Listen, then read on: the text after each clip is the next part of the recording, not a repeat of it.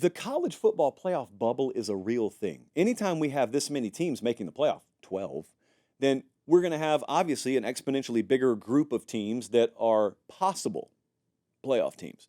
So it's hard to project anything, but it is, I think, a little bit easier, or at least a challenge I'm willing to accept, to ask, okay, come November, who do I think is going to be in the mix for playoff spots? Now, there are some teams that I think will be there. Ohio State's not a bubble team. I think they're going to be squarely in.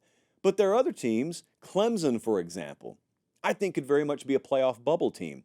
I've got them power rated third in the ACC, but I don't have them like double-digit points behind FSU or anything like that. But still, I say that to tell you how competitive I think the ACC could be this year. But then there's a lot of unknown with Clemson. They've had some bumps and bruises just like anyone else would have in the fall camp portion, secondary especially. I am mildly concerned about right now. But the wide receiver room I'm intrigued by because that's been the part of their team, I think, that has fallen off the most from their vintage years. I get to see Garrett Riley, year two with Cade Klubnik as his quarterback and better playmaking ability out wide. Clemson being doubted also, historically, is a really good recipe for them. And especially if they lose to Georgia. They played Georgia week one. They're about a 13.5-point underdog, I think, right now at FanDuel. If they lose that game, they immediately face a ton of scrutiny, ton of criticism. Then they fall off everyone's radar, given that they beat App State in week two, which is not a given. But let's assume for a second they do. But it doesn't let up. NC State, 2 weeks after that, at Florida State.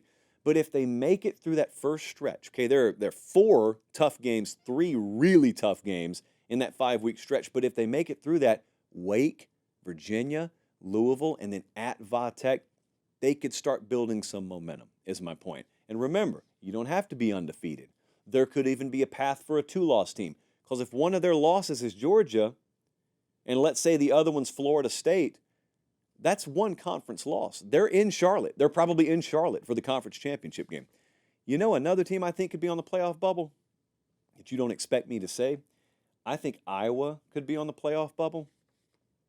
Quarterback has sounded so bad from there this fall. Cade McNamara, and they had an open scrimmage of sorts the other day, and it was like the worst stat line you'll ever see, which of course makes you say, okay, why do you think they'd be on the playoff bubble? Well, I actually think that it could be so bad up there, it forces that staff, Tim Lester, the new OC, Kirk Ferentz, head coach there still, it could force them to make a change. And, Brendan Sullivan's the transfer. He's the perceived backup from Northwestern. Probably gives them a better chance to win. If you've ever owned a Ferrari and it won't start for you, you don't kick it. But if you've ever owned an old pickup truck, and it's rusted, and you can't even tell what the original color was, and it won't crank. Sometimes you just kick the side of it, and you know what? Sometimes it'll crank for you. It's just time to kick the side of the Iowa offense.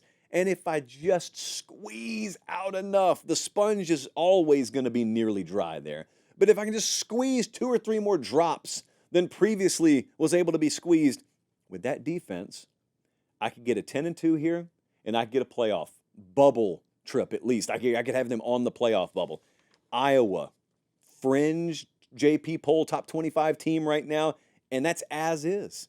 If they get a little bit more offensively than we expect, whomst knows. What about Penn State? Classic bubble vibes. Penn State, any given 12-team playoff year, would have been a bubble team or an inside the bubble team. Well, they could actually stand to find themselves offensively this year a little bit. Now, that has not been a headline for Penn State. Last few years, they kind of are what they are. Not bad, but not great. This is the kind of year, with the new offensive coordinator there, with what they have at tight end, with a quarterback that all of a sudden is now underrated in Drew Aller.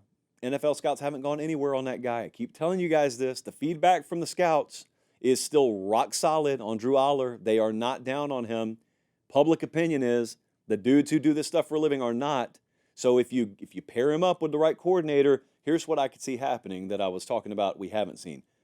I could see them being a team that starts scaling offensively, finding their stride offensively, instead of just you are what you are.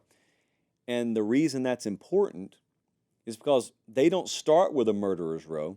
They go to Southern Cal, to Wisconsin, and Ohio State at home in a 3 or 4 week stretch there, mid-October to early November. But look at the last 4 games. If they get through all that with 2 losses, but especially 1 loss, Washington, Purdue, Minnesota, and Maryland in the last month of the season, those are 4 games they should win. They should close strong. And whether they're in Indy or not for the conference title game, that's the definition of a playoff bubble team. Another one that terrifies me is Kansas State. Because every time I make a prediction about the Big 12 that doesn't have Kansas State winning the thing, I think to myself, Avery Johnson could be the player of the year in this conference. And I don't want to be the guy who overlooked him. I mean, do you understand the dynamic here? Kansas State has a quarterback that made Ohio State's current starter leave because he's better than him. And that kid's going to start for Ohio State and be pretty good. Avery Johnson's just got a little bit different gear about him. Avery Johnson, we were up there for spring. I talked to Chris Kleiman about him. He said he's probably as competitive as any guy I've ever coached. He just happens to be our quarterback with really long hair, but he's as competitive as anybody I've ever coached. The quintessential leadership quality, the intangibles, all that stuff you need, he's got. But he's also really, really talented athletically and physically. And so, you know, they play Arizona in week 3 on a Friday night. That's the first time they'll probably be on your radar. They've got a tricky game October 19th at West Virginia. That's the week after they go to Colorado. So second leg of a back-to-back road stretch. They got Kansas on deck in the rivalry game. There are no bye weeks there. But that's a team with dual paths. What I mean by that is most of these Big 12 teams, when you talk yourself through it, you think they've got to win the conference to make the playoff. Kansas State may be one of only a couple of teams out there that could make this thing without winning the conference title because they've got that equity built up. People know Avery Johnson. People know Kleiman. This is not some kind of flash-in-the-pan program or some sleeper program. They've been a bona fide player for a few years now, and so they've got dual paths. Missouri, another playoff bubble team. Missouri's over-under win total is 9.5. There is a school of thought out there that even if they go over and win 10 games, they could be left out. And that's just because their schedule is much softer than most SEC schedules. And so if they go 10-2, but their losses are A&M and Alabama, their best win, at least as we look here, would be Oklahoma. And, you know, maybe Oklahoma finishes unranked. Maybe Missouri doesn't have a ranked win.